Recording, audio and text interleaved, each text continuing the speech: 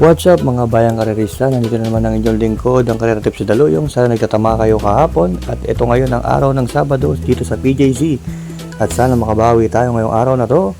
At umpisa na po natin dito sa Race 1. So Race 1, meron tayong 6 na kalahok, 1,200 meters. So tingin ko medyo magandang laban to.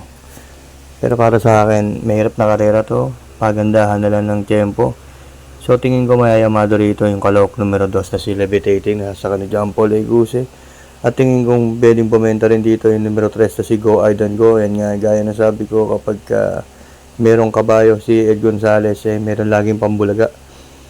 So para sa akin, mahirap to mga bayang karerista, pero bibigyan ko kayo ng isang magandang tip talaga na pwede nyong subaybayan.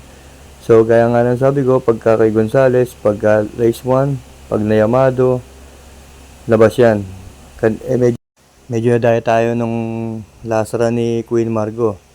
Yamado pero hindi masyadong nilaban. So wala tayong magagawa. Pagka natalo, tayo na lang ulit. So dito baka makita natin pag nayamado na to si Go Aidan Go. Pagka malalaman natin pagka binandera to o pineso to ng malapit-lapit, patok to sigurado. Pero para sa akin, medyo nag-aalangan ako dahil depende nga sa binibenta. So tingin ko magbibigay ng bandera dito yung numero 4 si Marengo at yung numero 5 na si Ligaron. Sama na rin natin yung sa isa si Boy. So magkakaroon ng early speed battle sa harapan gaya ni Marengo, Ligaron.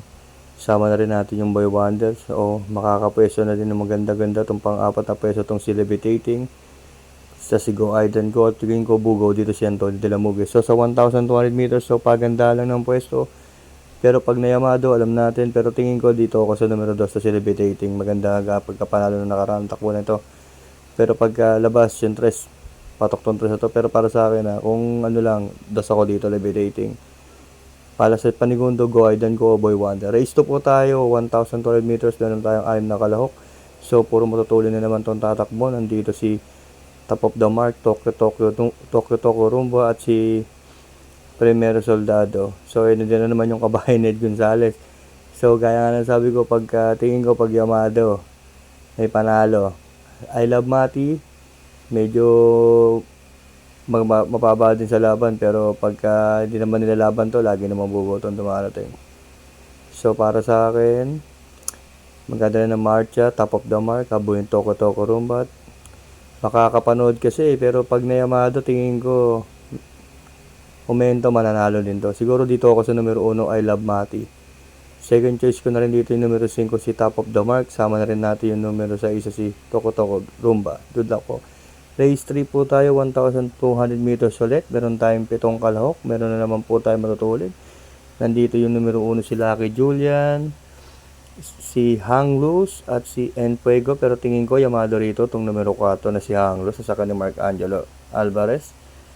At tingin kong bebenta rin dito itong numero 6 si Step Bell. Sama na rin natin yung baka bigla na rin bumenta. Ito na naman, nakabayan na dyan sa si Cristiano. So, ang tabay lang tayo palagi mga bayang kalisa. Hindi pa nangyayari to 3 Gonzales. Malay natin. So, dito ako pag nakabandera, walang humabol, hang loose, 4 ako. Second choice ko na rin dito yung numero 5 na si Cristiano. Sama na rin natin yung numero 2 si Fast Sailing.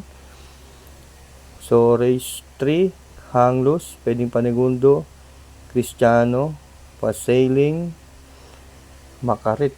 Ayun lang ang nakikita kong pwedeng panigundo dyan. So, race 3, 4 tayo. Good luck po. Race 4 po tayo. Meron na naman tayong 6 na kalok, but 7 in numbers.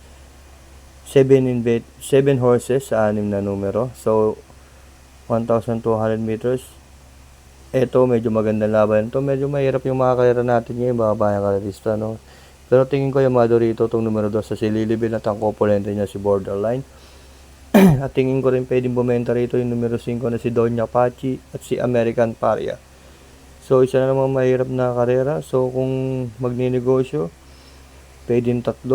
Pwedeng si magbadala ng Marcha, Doña Pachi, pwedeng umabol, Lilibel, Tercero peso si American Para. So siguro kung magne-negosyo kayo, 256 pwede na ako.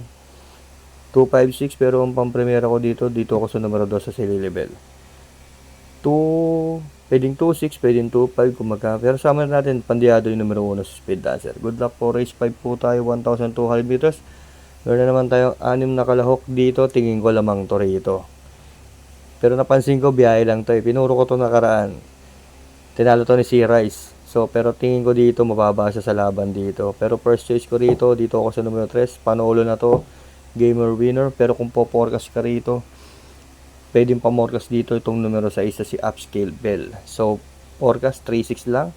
Dahil konting kwento, Bandera, Winter on Fire, habulin to ni Zoom.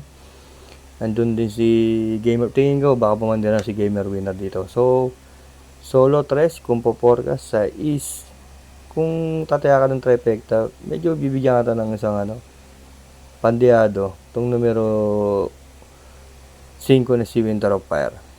Ayun po. Good luck po. Race 6 po tayo, last daily double. So, ito, magandang karera. Medyo mahirap to sa, dahil di naman natin nakikita yung mga career tips ng mga black, yellow, black, and white ba yun? Ewan ko. So, ang kwento dito, magdadala ng marcha rito, ang pagbabalik ni Little Annie. Siya, tingin ko magdadala ng bandera dito. Hahabulin siya ni Golden 8 at ni Shakti. Si Misha may angkin tulin din to, pero pansin ko pagka inunahan na to, hindi naman niya inahabol agad. So maganda na marcha, Little Annie, pero tingin ko baka bilang mayamado to rito tong Little Annie. May silang karera, makulit din sa harap to eh. So tingin ko Yamado rito, Little Annie or 5 Bisha or Guest of Honor. Yan ang tingin ko lang yan, 4, 5, 7 ang bebenda rito. So para sa akin, first choice ko rito 5 Misha at ang kopulente niya si Guest of Honor. Second choice ko rito numero 7 Golden 8. So last race po tayo mga bayang karerista. And final race po natin. Ito medyo maganda talaga to. Yung 5, medyo maganda yung pinapanalo nito, nakakadalawang sunod na. At yung tingin ko pwedeng umabol dito. Ang maganda na marcha rito, numero 1 si Benji Sprayer. Pwedeng mamandera din dito yung numero... So sorry bandera dito Benji Sprayer. Tingin ko bebenta rin to rito. So yung back page, ang ganda rin tinakbo na segundo nung nakaraan, takbo niya doon sa Metaturf. At ang tingin ko mayayamado rito si BG at yung unong si Benji Sprayer, sama na si back page. Tikit yan 157, pero kung magninegosyo kayo, tingin ko yung tatlo na rin yung mag-alaba dyan. Bandera, Benji Sprayer, kung makakatapos, makakasolo karera, tingin ko tatapos ng karera. VG, kung makakatutok, may panalo. Backpage, yung nakaraan takbo niya, kung ganun din natakbo niya, medyo bawas pa siya nun, hindi pa. Kung negosyo, tatlo kayo dito, 157. Pwedeng 5157, 1517, 7175. Kung nasa sa inyo, basta pagdating sa tayaan, kayo pa rin ang masusunod. Sana magsitama po tayo hanggang araw ng Biyernes, hanggang araw ng Linggo. Galingan po natin sa pagpili at sana ay manalo po tayong lahat. Good luck po sa inyo.